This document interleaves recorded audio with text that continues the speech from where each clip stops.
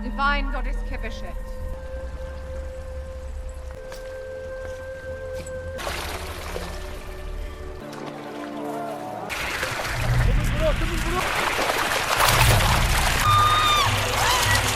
Back away! Back away! No! Don't think! Unclean!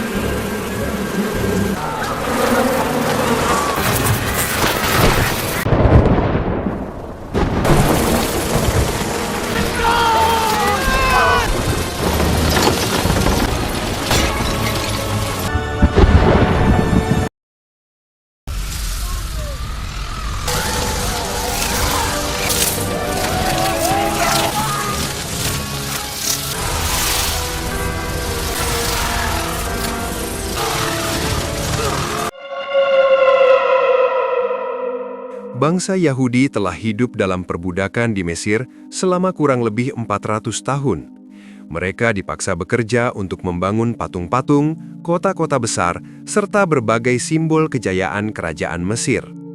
Meski berada dalam tekanan selama berabad-abad, bangsa Yahudi tidak melupakan asal-usul mereka, tanah kelahiran mereka, dan keyakinan kepada Tuhan yang mereka sembah. Sementara itu, di istana kerajaan Mesir yang berada di ibu kota Memphis, Firaun Seti mengadakan pertemuan penting bersama para pejabat dan panglima istana. Dalam rapat tersebut, Seti membahas ancaman dari bangsa Het yang kini mendiami wilayah lembah dekat perbatasan Mesir. Anticipating an invasion by us or not. What I don't want to do, palace walls. Come. They don't say anything. It's a yes or a no. Hadir dalam pertemuan itu Ramses, putra mahkota Seti, serta Musa, sepupu Ramses yang telah dipercaya sebagai panglima perang kerajaan. Merasa situasi semakin genting, Firaun Seti meminta pendapat dukun kerajaan. Ia menanyakan apakah Mesir akan memenangkan peperangan apabila berhadapan langsung dengan bangsa Het. Setelah melakukan ritual, sang dukun menyampaikan bahwa ia tidak dapat memastikan siapa pihak yang akan menang. Namun ia mengungkapkan sebuah penglihatan bahwa dalam peperangan nanti akan ada seorang pemimpin yang diselamatkan oleh orang lain, dan orang yang melakukan penyelamatan tersebut kelak akan menjadi pemimpin besar. Mendengar hal itu, Musa hanya menanggapinya dengan tawa karena tidak mempercayai ramalan tersebut. Be guided by omens. Hittites at Kadesh. But just in case, you... Sebagai simbol kepercayaan dan kehormatan, Seti menyerahkan pedang kerajaan kepada mereka berdua. Sejak kecil, Ramses dan Musa telah tumbuh bersama di lingkungan istana dan menjalin persahabatan yang sangat erat. Tidak lama kemudian, Ramses dan Musa memimpin pasukan menuju wilayah pemukiman bangsa Het.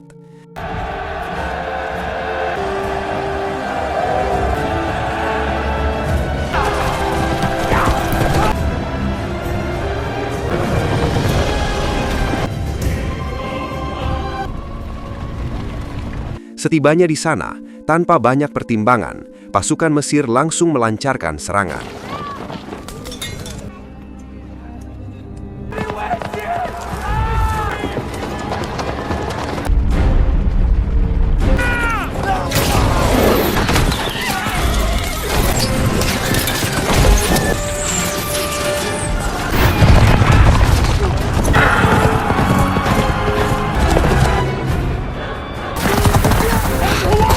Pertempuran berlangsung sengit dan penuh kekacauan.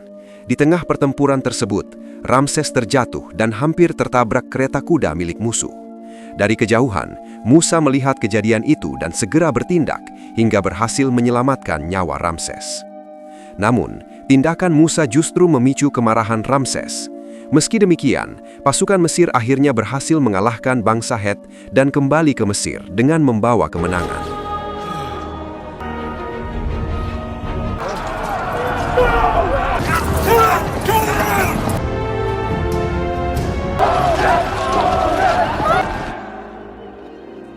Sesampainya di istana, Firaun Seti memanggil Musa menghadap.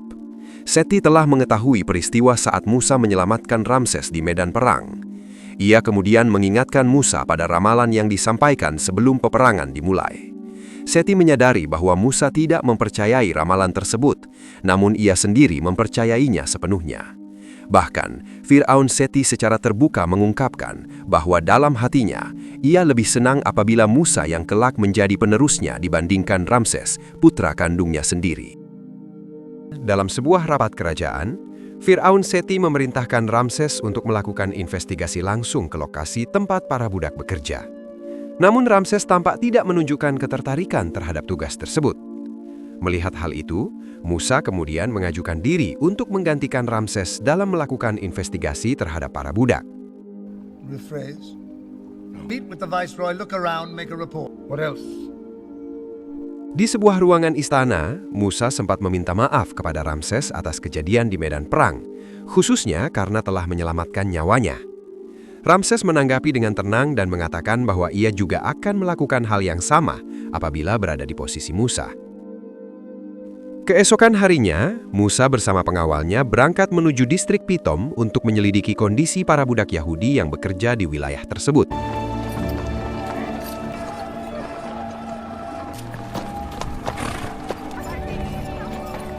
Welcome to Python. The Viceroy seems to be enjoying a good... Setibanya di sana, Musa menemui Gubernur Pitom di rumah dinasnya yang tampak sangat mewah. Dalam pertemuan itu, sang gubernur meminta agar jumlah pasukan penjaga ditambah dengan alasan populasi budak yang terus meningkat dan dikhawatirkan dapat memicu pemberontakan. Maintain order. Provoke the very thing you say you wish to. Find out if that worry is real. Looking him in the eye. Gubernur itu bahkan menyatakan bahwa apabila permintaannya tidak dikabulkan, ia terpaksa akan mengurangi jumlah budak dengan cara kekerasan. Mendengar hal tersebut, Musa merasa geram dan menilai gagasan itu sebagai tindakan yang tidak masuk akal. Ia kemudian menyampaikan niatnya untuk berdialog langsung dengan para budak sebagai langkah yang lebih bijaksana.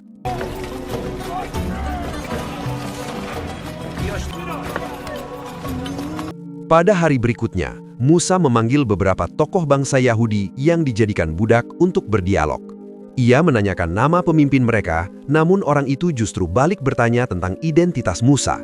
Musa pun menjawab bahwa dirinya adalah Musa, putra Bityah, saudari Fir'aun Seti. Jawaban itu mengejutkan para budak Yahudi yang hadir di tempat tersebut. Pemimpin Yahudi itu kemudian memperkenalkan dirinya dengan nama Nun. Ia menyampaikan keyakinannya bahwa suatu hari bangsa Yahudi akan terbebas dari perbudakan dan kembali ke tanah leluhur mereka di negeri Kanaan. Malam harinya, Musa menerima sebuah surat rahasia yang dikirim oleh salah seorang budak. Dalam surat itu, disampaikan bahwa Nun ingin bertemu Musa secara diam-diam di sebuah lokasi rahasia, tanpa diketahui pihak lain. Sementara itu, berdasarkan hasil investigasinya di kantor gubernur, Musa menemukan bukti bahwa Gubernur Pitom telah melakukan berbagai praktik korupsi dan hidup bermewah-mewahan layaknya seorang raja. Musa berniat melaporkan temuan tersebut kepada Fir'aun agar gubernur itu dapat dimintai pertanggungjawaban. Pada malam yang sama, Musa pun berangkat menuju lokasi rahasia untuk menemui Nun, sesuai dengan pesan yang ia terima. Di dalam ruangan itu, Nun menyampaikan sebuah kenyataan yang mengejutkan Musa. Ia menjelaskan bahwa Musa sebenarnya bukan anak kandung Bityah. Pada masa kelahiran Musa, pernah beredar sebuah ramalan yang menyebutkan bahwa akan lahir seorang anak dari bangsa Yahudi yang kelak membebaskan kaumnya dari perbudakan. Ramalan tersebut memicu kemarahan Fir'aun pada masa itu, hingga ia memerintahkan agar semua bayi laki-laki yang lahir pada tahun tersebut disingkirkan. Orang tua Musa berhasil menyelamatkannya dengan menaruh bayi itu ke dalam sebuah keranjang dan menghanyutkannya di Sungai Nil. Bayi tersebut kemudian ditemukan oleh Miriam, putri Bityah, yang membawanya ke istana. Bityah pun mengadopsi Musa dan membesarkannya sebagai anaknya sendiri, tanpa pernah mengungkapkan asal-usul Musa yang sebenarnya. Mendengar cerita itu, Musa menolak mempercayainya. Ia segera meninggalkan tempat tersebut dengan perasaan kacau. Tanpa disadari, pertemuan itu didengar oleh dua orang budak Yahudi. Dengan harapan mendapatkan imbalan, keduanya melaporkan percakapan tersebut kepada Gubernur Pitom. Saat Musa kembali ke Memphis, ia dikejutkan oleh kondisi Firaun Seti yang terbaring lemah dan berada di ambang ajal. Seti sempat menanyakan keadaan Musa yang tampak gelisah dan penuh pikiran sebelum akhirnya menghembuskan nafas terakhirnya. Upacara pemakaman Firaun Seti pun dilaksanakan pada malam itu juga. Eternal life. Pada keesokan harinya, Ramses dinobatkan sebagai Firaun baru untuk menggantikan ayahnya.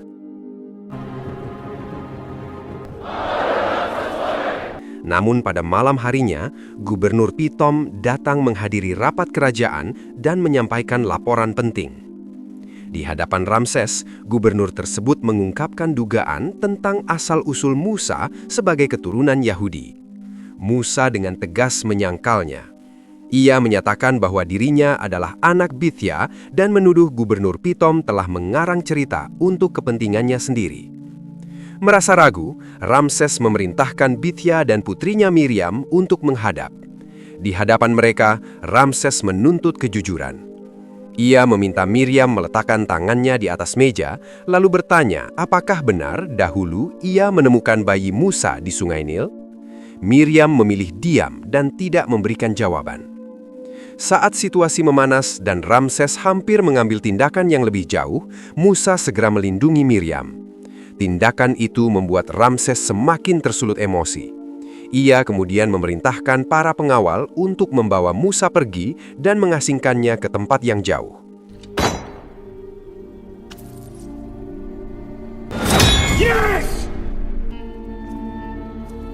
Pada siang hari di perbatasan Mesir, Musa menyampaikan salam perpisahan terakhir kepada Bithya dan Miriam. Di momen itulah, Bithya akhirnya mengungkapkan kebenaran yang selama ini ia simpan. Ia menjelaskan bahwa Musa memang bukan anak kandungnya. Bayi Musa dahulu ditemukan oleh Miriam dalam keadaan mengapung di Sungai Nil.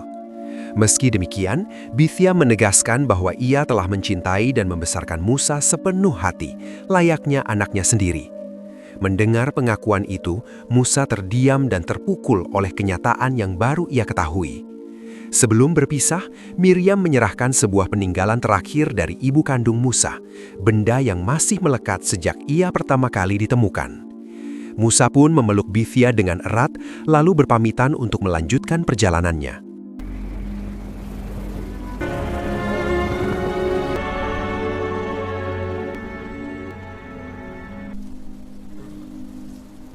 Dalam perjalanan pengasingan, saat beristirahat di bawah terik matahari, Musa menyadari bahwa seseorang telah menyelipkan pedang miliknya ke dalam perbekalan. Musa mengambil pedang itu dan kembali melanjutkan perjalanan, menembus badai pasir yang melelahkan. Karena kelelahan dan kondisi yang ekstrim, kuda yang ditungganginya akhirnya tumbang dan mati di tengah perjalanan. Keesokan harinya, saat Musa baru saja terbangun, dua orang utusan Mesir muncul dan berniat menghabisi nyawanya. Musa terpaksa membela diri. Dalam peristiwa tersebut, kedua penyerang berhasil dilumpuhkan. Musa kemudian mengambil kuda milik mereka dan meneruskan perjalanannya.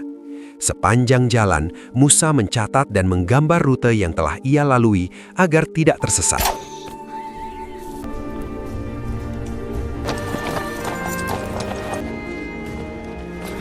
Perjalanan panjang itu membawanya hingga ke Selat Tiran. Musa menyeberangi selat itu dan melanjutkan perjalanan ke wilayah yang belum pernah ia kenal sebelumnya. Di suatu tempat, Musa melihat sekelompok perempuan yang tengah mengambil air. Mereka tampak kesulitan karena diganggu oleh para penggembala kambing yang bersikap kasar. Melihat keadaan itu, Musa turun tangan dan membantu para perempuan tersebut, hingga para penggembala itu pergi menjauh.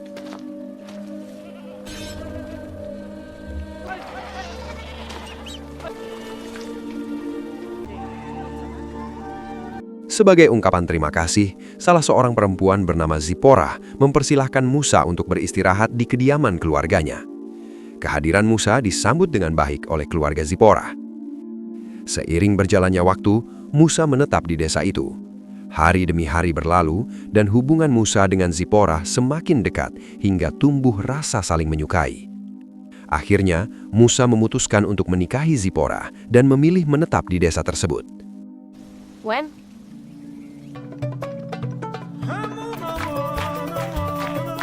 Remember this moment in time. This is my husband. I see for Moses, no. I pledge my love. I pledge my love. Dari pernikahan itu, mereka dikaruniai seorang putra yang diberi nama Gersom.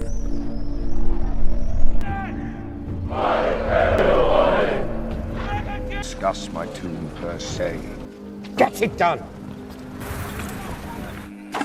Suatu hari, saat sedang bermain, Gersom bertanya kepada Musa apakah ia pernah mendaki gunung yang dianggap keramat di wilayah itu. Musa menjawab bahwa ia belum pernah melakukannya. Gersom mengungkapkan keinginannya untuk mendaki gunung tersebut suatu hari nanti, namun ibunya segera melarang.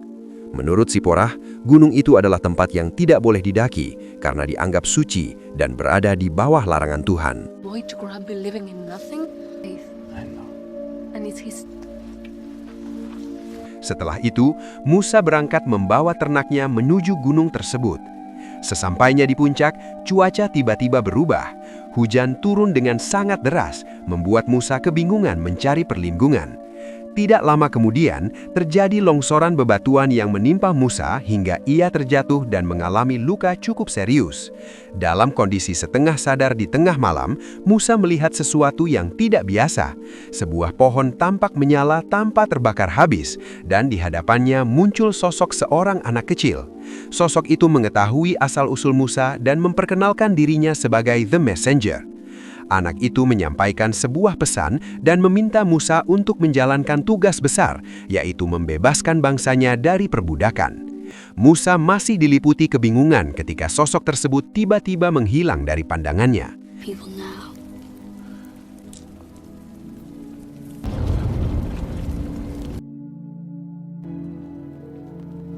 Hit on the head.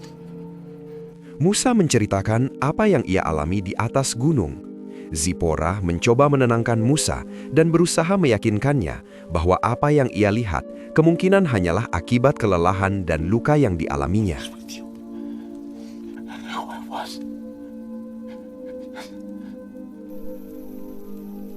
Suatu hari, saat sedang mengambil air, Musa melihat putranya, Gersom, duduk termenung di depan rumah. Seketika, Musa merasa seolah melihat sosok The Messenger pada wajah anaknya.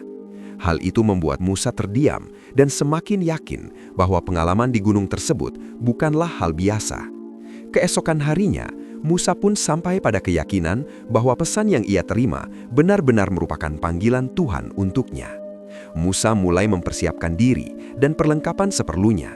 Ia berniat kembali ke Mesir untuk menyelamatkan bangsa Yahudi dari penderitaan yang mereka alami. Setelah berpamitan kepada Zipporah dan Gersom, Musa segera memulai perjalanannya. Trade mine to keep you.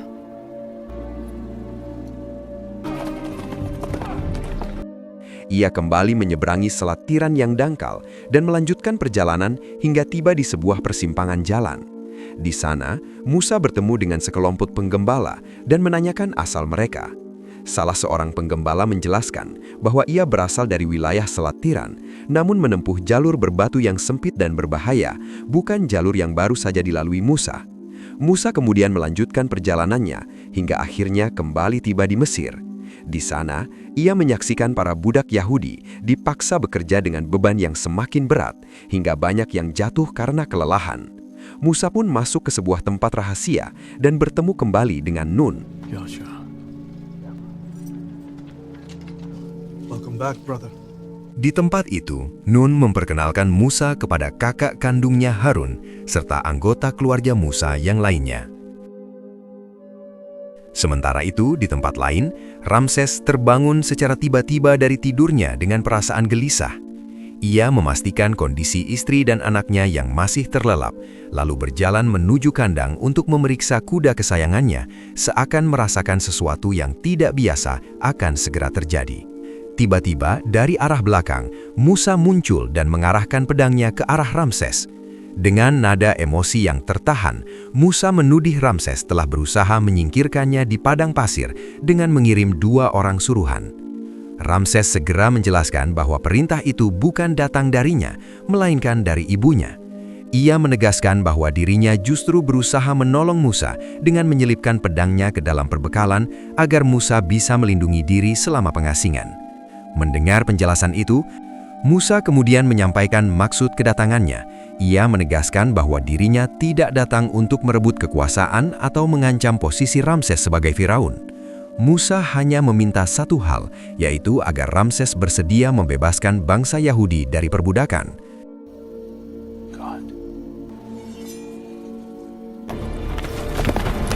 Dalam kondisi emosi, ia memerintahkan pasukannya untuk menangkap dan menghabisi Musa beserta keluarganya. Pasukan Mesir pun melakukan penyisiran ke pemukiman para budak Yahudi untuk mencari keberadaan Musa. Yes. His family, too. Where's Moses? Where's Moses? Di tempat lain, Nun berhasil menyembunyikan Musa dan keluarganya di sebuah tempat perlindungan rahasia. Karena gagal menemukan Musa, Ramses menjatuhkan hukuman berat kepada satu keluarga Yahudi yang tidak bersalah sebagai bentuk tekanan. Ramses kemudian mengumumkan bahwa jika tidak ada yang memberitahu lokasi Musa, maka setiap hari akan ada satu keluarga Yahudi yang menerima hukuman serupa. Peristiwa itu memicu kemarahan dan keputusasaan di kalangan budak Yahudi. Perlahan muncul kesepakatan bahwa mereka tidak bisa lagi tinggal diam. His wife, we don't know. Say yours.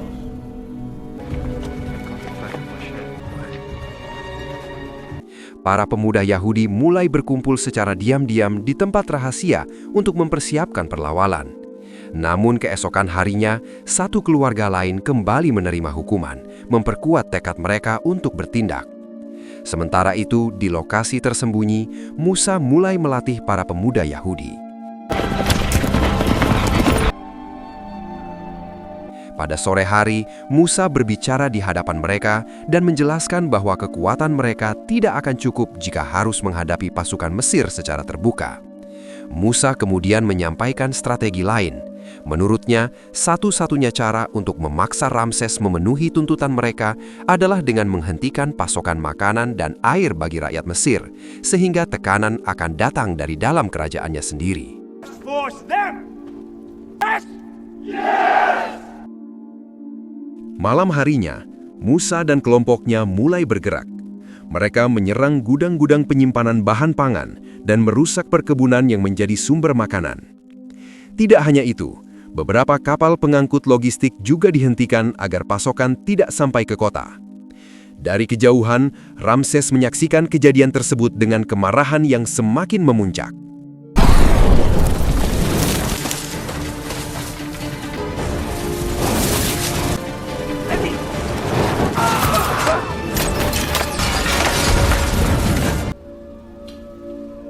Pada malam yang sama, pasukan Mesir melakukan aksi balasan dengan merusak pemukiman warga Yahudi. Ketegangan pun semakin memuncak di kedua belah pihak. Keesokan paginya, di atas sebuah bukit yang sunyi, Musa kembali didatangi oleh sosok The Messenger. The Messenger menyampaikan kepada Musa bahwa apa yang telah ia lakukan sejauh ini tidak akan cukup. Menurutnya, Ramses tidak akan menyerah dengan mudah. Mulai saat itu, The Messenger menyatakan bahwa dirinya akan mengambil alih keadaan dan menunjukkan kuasa yang lebih besar. Tidak lama berselang, terjadi peristiwa aneh di Sungai Nil. Dari dalam sungai muncul banyak hewan liar yang membuat para nelayan panik dan terpaksa meninggalkan sungai.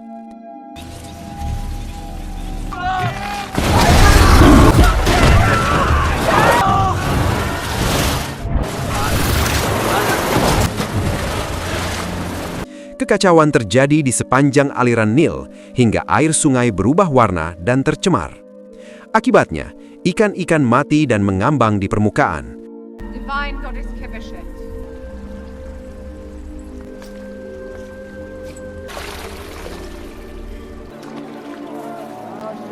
Air yang tercemar tersebut kemudian meluap ke sawah dan ladang warga Mesir, sehingga ancaman gagal panen pun tidak terhindarkan. Pada malam harinya, Hewan-hewan amfibi keluar dari sungai dan menyebar ke pemukiman warga, bahkan hingga ke dalam istana Ramses.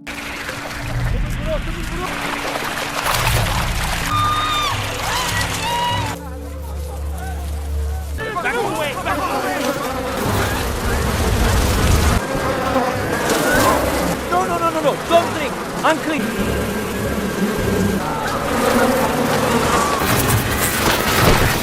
There's much more of it than usual. And get out of the water. Why? They die!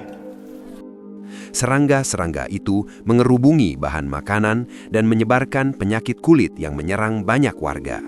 Seluruh penduduk Mesir merasakan dampaknya, termasuk Ramses dan keluarganya yang juga mengalami gangguan kesehatan. Di tengah kekacauan itu, salah satu pengawal Ramses menunjukkan sebuah pesan yang ditemukan di punggung kuda. Pesan tersebut menyatakan bahwa semua musibah ini adalah peringatan dari Tuhan, dan satu-satunya jalan untuk menghentikannya adalah dengan membebaskan bangsa Yahudi dari perbudakan demi keselamatan bersama. Namun, Ramses tidak menunjukkan tanda-tanda untuk mengalah. Ia justru memerintahkan agar beban kerja para budak ditambah. Musa kembali berusaha menemui The Messenger untuk meminta petunjuk, namun sosok itu tidak lagi menampakkan diri. Keesokan harinya, musibah kembali terjadi. Hewan kesayangan Ramses mati secara tiba-tiba akibat penyakit yang tidak diketahui penyebabnya. Penyakit yang sama kemudian menyebar dan menyebabkan banyak hewan di seluruh wilayah Mesir mati mendadak.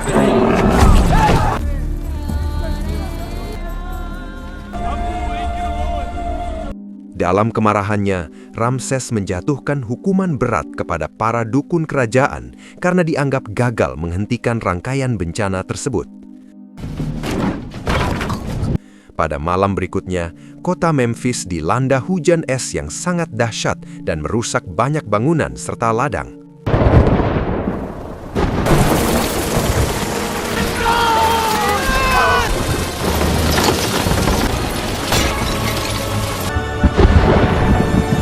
Is that it?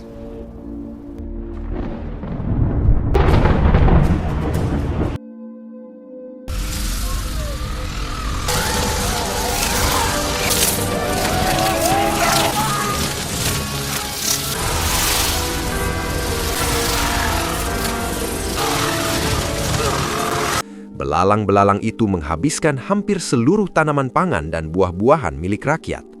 Salah seorang menteri kemudian melaporkan bahwa jutaan hektar lahan pertanian mengalami gagal panen. Ia mengusulkan agar stok pangan istana dibagikan kepada rakyat yang mulai kelaparan. Namun, Ramses kembali menolak usulan tersebut dengan tegas.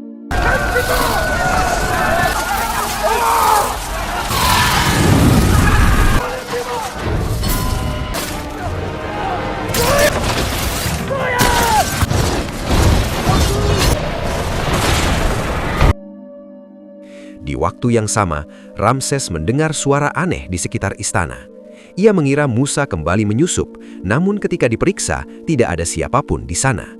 Dalam kondisi emosi yang tidak terkendali, Ramses melontarkan ancaman keras terhadap bangsa Yahudi. Ia merasa dirinya adalah penguasa tertinggi dan menolak untuk tunduk pada Tuhan yang diyakini Musa. Cause all this. I am the god! More effective at killing. Me. Di atas sebuah bukit, Musa kembali bertemu dengan The Messenger. Musa menyampaikan bahwa ia baru saja menyelinap ke wilayah kerajaan Mesir.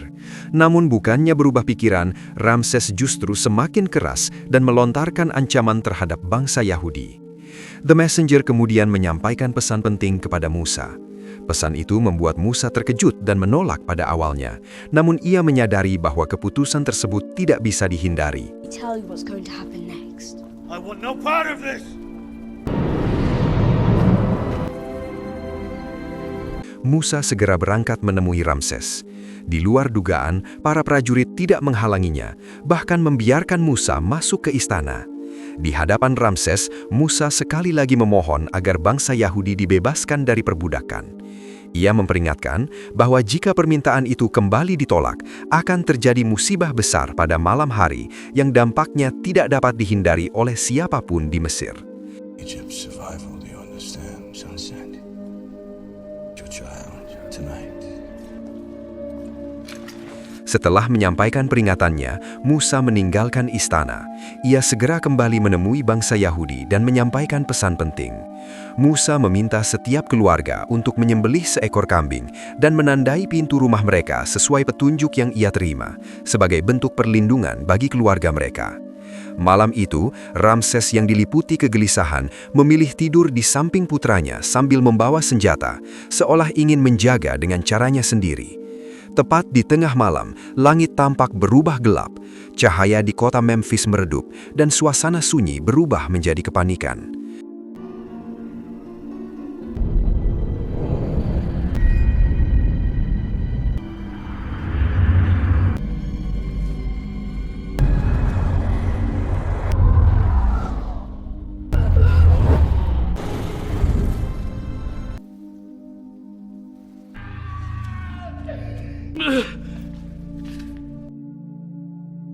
Keesokan harinya, Ramses menemui Musa dengan wajah yang penuh kelelahan dan kebingungan. Di hadapan Musa, Ramses mempertanyakan kekuasaan Tuhan yang Musa sembah, mempertanyakan mengapa musibah sebesar itu harus terjadi. Musa menjawab dengan tenang bahwa pada malam yang sama, tidak satu pun anak dari bangsa Yahudi mengalami kejadian serupa. Mendengar hal itu, Ramses terdiam, seolah tidak mampu memahami apa yang telah terjadi. Dalam keputusasaan dan amarah yang tersisa, Ramses akhirnya memerintahkan agar seluruh bangsa Yahudi segera meninggalkan Mesir dan pergi sejauh mungkin dari wilayah kekuasaannya.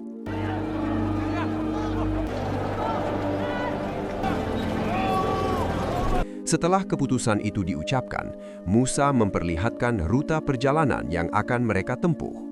Ia menjelaskan bahwa mereka akan menuju sebuah perairan dangkal di selatan, menyeberanginya dengan berjalan kaki, lalu melanjutkan perjalanan kembali ke tanah leluhur mereka di negeri Kanaan. Hari demi hari berlalu. Setelah menyelesaikan proses pemakaman putranya, perasaan Ramses perlahan berubah. Ramses memutuskan untuk mengerahkan ribuan prajurit guna mengejar rombongan bangsa Yahudi. Capture 400,000.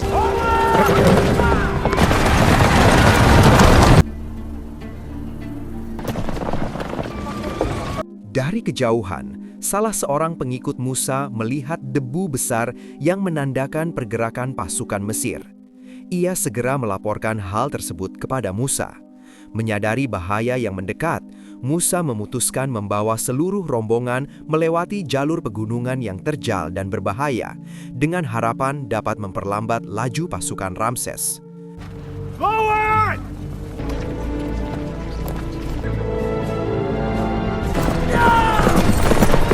Musa mulai ragu menentukan arah. Ia berusaha mencari petunjuk dengan berdoa, namun tidak menemukan jawaban yang jelas. Mengandalkan nalurinya, Musa akhirnya memilih sebuah jalur sempit di sisi pegunungan dan membawa seluruh rombongan melewatinya. Sementara itu, Ramses mengetahui rute yang diambil Musa dan segera memerintahkan pasukannya untuk terus mengejar. They've never been here. Setelah berhasil melewati pegunungan, rombongan Musa justru dihadapkan pada pemandangan yang tidak sesuai harapan. Di depan mereka terbentang lautan luas dengan ombak besar, bukan perairan dangkal seperti yang mereka cari. Musa menyadari bahwa mereka tersesat. Malam itu, ia kembali berdoa dalam kebingungan dan keputusasaan. Di belakang, pasukan Mesir semakin mendekat, sementara di depan, lautan tampak mustahil untuk diseberangi. Dalam kondisi tertekan, Musa melemparkan pedangnya ke arah laut, seolah menyerahkan segalanya pada kehendak Tuhan.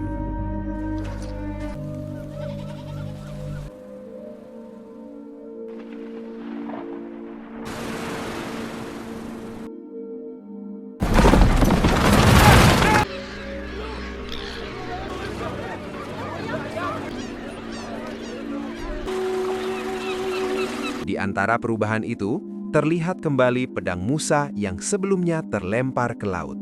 Musa melangkah maju dan mengambil pedangnya. Saat itulah Ia menyadari bahwa lautan di hadapan mereka perlahan menjadi dangkal. Tanpa menunda waktu, Musa segera memerintahkan seluruh rombongan untuk mulai menyeberangi lautan tersebut. Pada awalnya, sebagian dari mereka ragu untuk melangkah. Namun, Musa meyakinkan seluruh rombongan dengan keimanannya. Ia berjanji akan memimpin bangsa Yahudi kembali ke tanah asal mereka, negeri Kanaan, tempat di mana mereka akan hidup sebagai bangsa yang merdeka.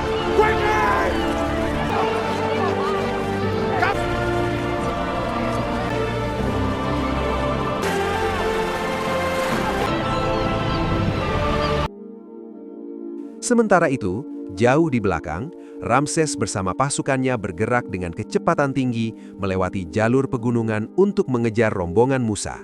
Di sisi lain, Musa tetap memimpin rakyatnya melintasi dasar laut yang kini terbuka.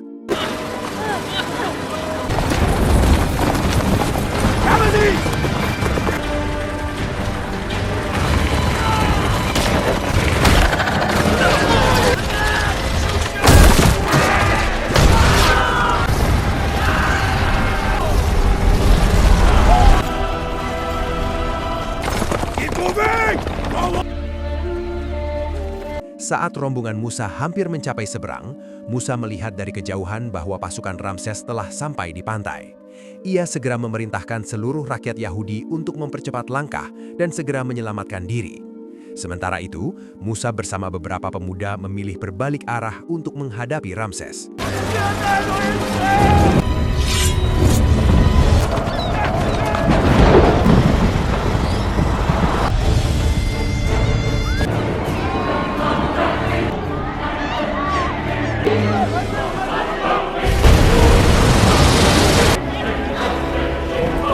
We must leave!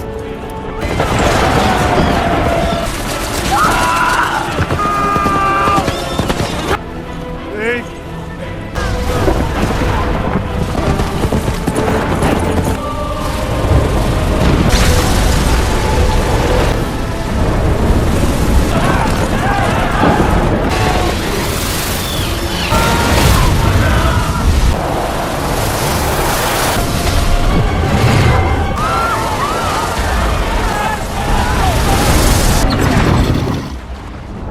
Dalam lautan, tampak ribuan pasukan Mesir yang tenggelam setelah dihantam gelombang besar. Sementara itu, di tepi pantai, Musa ternyata berhasil selamat dan kembali berkumpul bersama rakyatnya. Namun kebebasan itu tidak langsung membuat Musa merasa tenang. Di pinggir pantai, ia terlihat cemas. Musa bertanya kepada salah satu pengikutnya tentang apa yang akan terjadi ketika mereka benar-benar tiba di tanah Kanaan. Ia menyadari bahwa penduduk setempat mungkin akan memandang bangsa Yahudi sebagai pendatang yang tidak diinginkan. Musa juga memahami bahwa saat ini ia masih mampu mengendalikan rakyatnya, tetapi keadaan tersebut tidak akan berlangsung selamanya. Di sisi pantai yang lain, Ramses juga berhasil selamat. Musa kemudian mengajak rakyatnya singgah di sebuah desa, tempat istri dan anaknya tinggal. Istri Musa ingin ikut bergabung dalam perjalanan menuju tanah Kanaan, namun Musa menolak dengan berat hati. Ia menjelaskan bahwa perjalanan ini akan sangat panjang, memakan waktu lama dan penuh dengan risiko yang tidak dapat ia pastikan keamanannya. Malam harinya, Musa kembali mendaki gunung yang selama ini ia anggap suci. Dari ketinggian, The Messenger memperhatikan keadaan bangsa Yahudi yang sedang merayakan kebebasan mereka dengan penuh kegembiraan. The Messenger lalu memerintahkan Musa untuk masuk ke dalam sebuah gua dan menuliskan ajaran-ajaran di atas batu. Ia menjelaskan bahwa usia manusia terbatas. Musa tidak mungkin memimpin dan menjaga bangsa Yahudi selamanya. Karena itulah, semua ajaran, pedoman, dan aturan hidup harus dituliskan agar dapat menjadi pegangan bagi generasi selanjutnya. Waktu pun terus berjalan. Hari berganti hari, tahun berganti tahun. Musa yang kini semakin menua tetap memimpin ratusan ribu bangsa Yahudi dalam perjalanan panjang mereka menuju tanah yang diyakini sebagai tanah perjanjian, tanah yang telah dijanjikan Tuhan kepada mereka. Dan film pun selesai. Semoga dapat diambil pelajarannya dan sampai jumpa di alur cerita seru selanjutnya.